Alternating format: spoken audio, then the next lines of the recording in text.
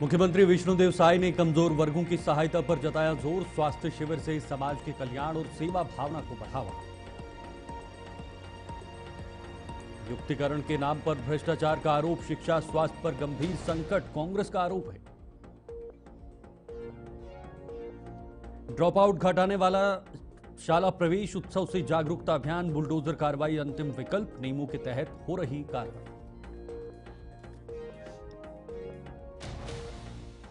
नमस्कार, खबर छत्तीसगढ़ में आपका स्वागत है और मैं हूं आपके साथ शीतल शर्मा। बाबा गुरुद्वास राम साहिब जी की 94वीं जयंती पर रायपुर के झूलेलाल धाम में भव्य स्वास्थ्य शिविर का आयोजन किया गया, जिसमें शामिल हुए हैं। यह कार्यक्रम श्रद्धांजलि के साथ समाज के स्वास्थ्य और कल्याण के लिए एक महत्वपूर्ण पहल थी। मुख्यमंत्री विष्णुदेव साय ने सामूहिक प्रयासों से कमजोर वर्गों की मदद और स्वास्थ्य सुधार पर जोर दिया है। उन्होंने ऐसे जन सेवा आयोजनों को मानवता की सेवा और सामाजिक जिम्मेदारी बताया है। इस तरह के कार्यक्रम समाज में एकजुटता और सेवा भावना को प्रोत्साहित करते हैं।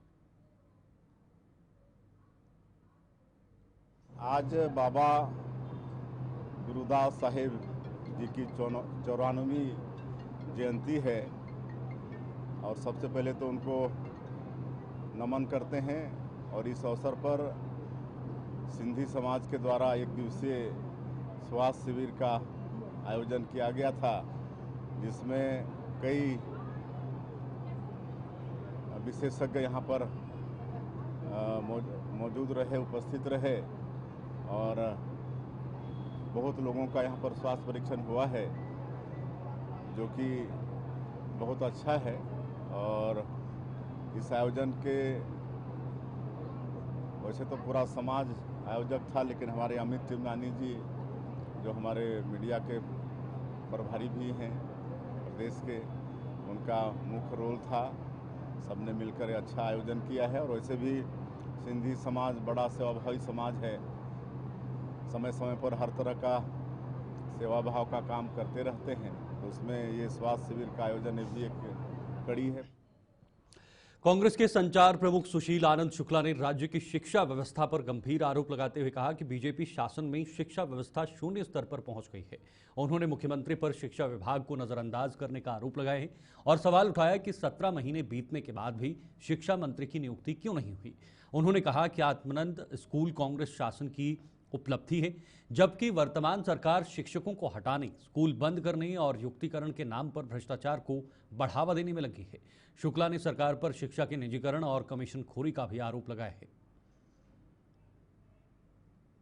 देखिए, जब हमारी सरकार थी तो महिलाओं को, श्रमिक महिलाओं को और जो पढ़ने वाली बच्चियों थी, उनके लिए मुफ्त में साइकिल देने की योजना बनाई थी, जिसमें मुख्यमंत्री श्रमिक महिला योजना, साइकिल योजना, उसके अलावा सरस्वती साइकिल योजना को बनाया था। इसमें बड़ी संख्या में साइकिलों को खरीदा भी गया था, वितरित भी किया गया था। बेहद दुर्भाग्यजनक है कि पिछले 1.25 साल से साइकिलें पड़ी हुई है, कंडम हो गई हैं। साइकिलों में जंग लग रहा है, उनके टायर खराब हो चुके हैं, फट चुके हैं, लेकिन सरकार के पास इतनी फुर्सत नहीं कि उन साइकिलों को हितग्राहियों को बांट सके। मतलब आप किसी भी योजना को सिर्फ पूर्वाग्रह से ग्रसित होकर उसको रोक लगाएंगे, यह उचित नहीं है। साइकिलें आ गई थी, आपको आगे करना नहीं करना अलग विषय है। आपको गरीब महिलाओं को साइकिल नहीं देना, उसमें आपको पीड़ा हो रही है, मत दीजिएगा। लेकिन जब खर्चा हो चुका है, साइकिल आ चुकी है, उसको तो वितरित करिए, इतना समय तो निकालिए आप। भारतीय जनता पार्टी के इन अल्पबुद्धि नेताओं को कांग्रेस संगठन के बारे में पता ही नहीं है। कांग्रेस संगठन में इस समय माननीय मल्लिकार्जुन खड़गे जी के निर्देश में पूरे देश में संगठन सृजन का कार्यक्रम चल रहा है। हमारे जो लोकसभा में नेता प्रतिपक्ष है माननीय राहुल गांधी जी संगठन सृजन के कार्यक्रम में देश के अनेक राज्यों में जा भी गए, गुजरात में गए, हरियाणा में गए, मध्य प्रदेश में गए। निश्चित तौर पर संगठन सृजन के माध्यम से कांग्रेस संगठन मजबूत करने की कोशिश की जाती है। हमारे यहाँ भारतीय जनता पार्टी का के समान नहीं कि नड्डा जी कब घोषित किए गए, पार्टी का उप मुख्यमंत्री अरुण साव ने रायपुर में पत्रकारों से चर्चा के दौरान कहा कि कांग्रेस शासन में 2000 करोड़ रुपए से अधिक का शराब घोटाला हुआ है, जिसकी जांच ईडी द्वारा की जा रही है और संबंधित संपत्तियां अटैच की जा रही हैं। कांग्रेस द्वारा लगाए गए आरोपों को उन्होंने निराधार बताया है। रायगढ़ व अंबिकापुर में बुलडोजर कार्रवाई पर उन्होंने स्पष्ट किया है कि प्रशासन अवैध कब्जाधारियों को नोटिस देकर अवसर देता है, पर न हटने पर कार्रवाई होती है। शाला प्रवेश उत्सव पर उन्होंने कहा कि सरकार शिक्षा की गुणवत्ता सुधारने, ड्रॉप आउट घटाने और स्कूलों में शिक्षक व्यवस्था सुनिश्चित करने के लिए प्रतिबद्ध है। आपने कहा अवैध अतिक्रमण, सरकारी जमीनों पर अवैध रूप से जिस किसी का भी कब्जा होगा, शासन नियमानुसार उन्हें नोटिस देती है, अवसर देती है, और अवसर देने के बाद भी कोई अतिक्रमण ना हटाए तो प्रशासन के पास कोई और तरीका नहीं होता है। वास्तव में अतिक्रमणों के कारण हम सबने देखा है कैसे तकलीफ होती है लोगों को, आम लोगों को तकलीफ होती है, और इसलिए जहां पर भी ऐसी आवश्यकता महसूस होती है अतिक्रमण हटाने की, प्रशासन नियमानुसार कार्यवाही करती है। हमारी सरकार बनने के बाद राज्य में हमने शिक्षा के गुणवत्ता के सुधार के लिए लगातार काम किया है, और अभी युक्तियुक्तकरण करके सभी स्कूलों में शिक्षक हो, पर्याप्त शिक्षक हो, ये सुनिश्चित करने की तैयारी हमने की है। मुख्यमंत्री शिक्षा गुणवत्ता अभियान हमने प्रारंभ किया है ताकि हमारे राज्य में शिक्षा का स्तर ऊपर उठे, और 16 जून से शाला प्रवेश उत्सव हो रहा है। देखिए, हर एक मुद्दे पर कांग्रेस इसी तरह से बात करती है, रटा रुटाया ये कांग्रेस का एक्सप्लेनेशन होता है। हमेशा से जब भी इस तरह की कानूनी कार्यवाही होती है, कांग्रेस का रटा रुटाया ये जवाब होता है। कबीरधाम पुलिस ने विवाह का झांसा देकर युवती का यौन शोषण करने के आरोपी सूरज ठाकुर निवासी ठाकुरपारा कवर्धा को 13 जून 2025 को गिरफ्तार किया। आरोपी के खिलाफ महिला थाना कबीरधाम में धारा 69 BNS 376 313 भादवी के तहत अपराध दर्ज किया है। जांच में सामने आया कि आरोपी ने पीड़िता को विवाह का विश्वास दिलाकर कई स्थानों पर शोषण किया और सगाई की जानकारी छिपाई।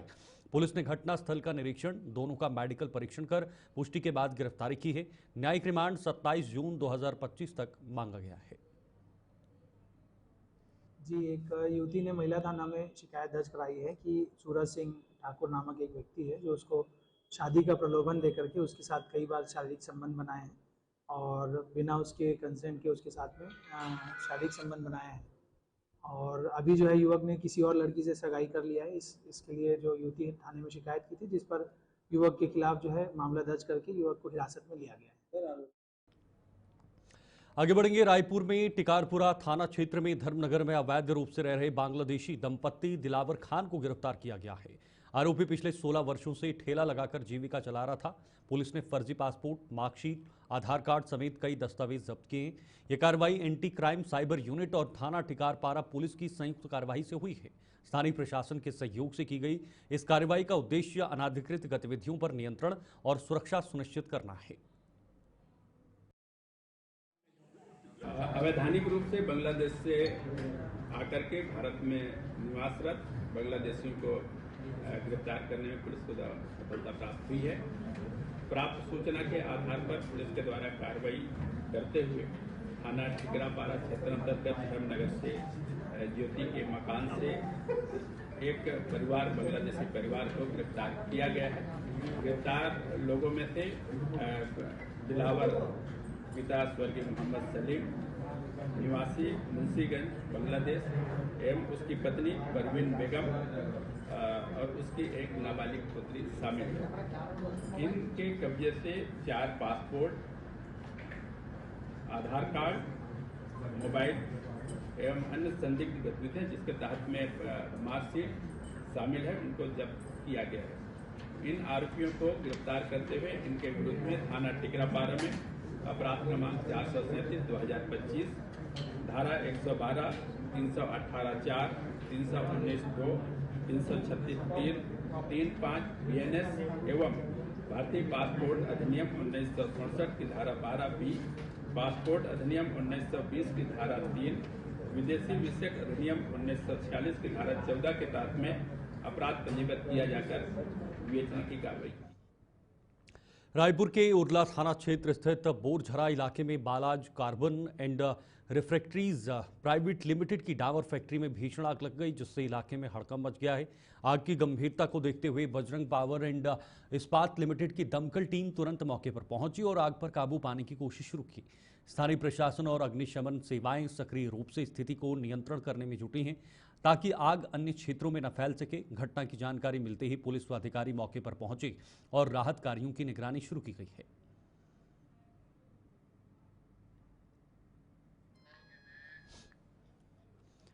वहीं रायपुर में पत्रकार वार्ता के दौरान प्रदेश अध्यक्ष दीपक बैज ने बीजेपी के इशारों पर केंद्रीय एजेंसियों की गैर जिम्मेदार कार्रवाई पर कड़ी आपत्ति जताई है और ईडी व बीजेपी का पुतला जलाकर विरोध प्रदर्शन करने की बात कही है।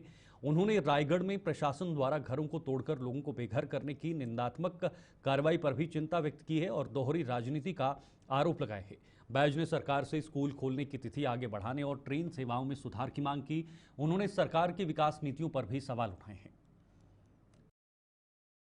देखिए, सरकार कहीं न कहीं छत्तीसगढ़ प्रदेश में कांग्रेस से पूरी तरह से डरी हुई है। जब ईडी ने जानकारी मांगी प्रदेश कांग्रेस कमेटी को, सुकमा कांग्रेस कार्यालय की जानकारी मांगी, तो हम लोगों ने लिखित रूप से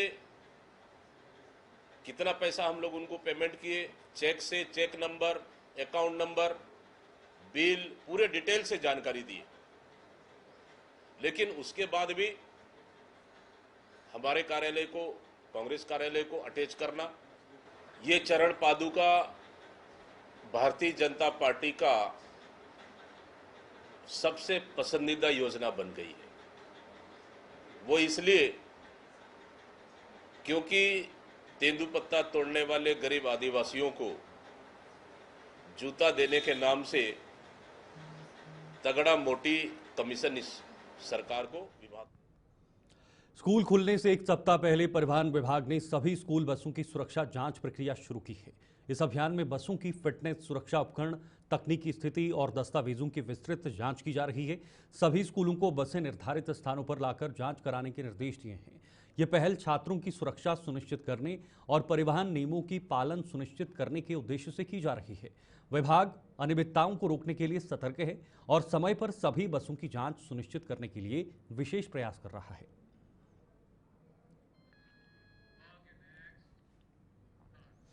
आगे बढ़ेंगे। अंबिकापुर के पास चोरकर कछार में वन भूमि पर अवैध कब्जा हटाने की कार्रवाई सुबह से जारी है। 500 से ज्यादा पुलिस जवान और 150 से अधिक वन रक्षक मौके पर तैनात हैं। जांच में पता चला कि जमीन को स्टाम्प पेपर में बेचकर अवैध निर्माण कराया गया था। वन विभाग ने 41 लोगों को नोटिस भेजा था, लेकिन 39 लोग वैध दस्तावेज नहीं दिखा सके। इसके बाद 39 मकानों को जेसीबी से गिराया गया। अधिकतर कब्जाधारी विशेष समुदाय से हैं। सवाल उठ रहा है कि अगर इन्हें सरकारी योजनाओं का लाभ मिल रहा था तो पहले कार्रवाई क्यों नहीं हुई।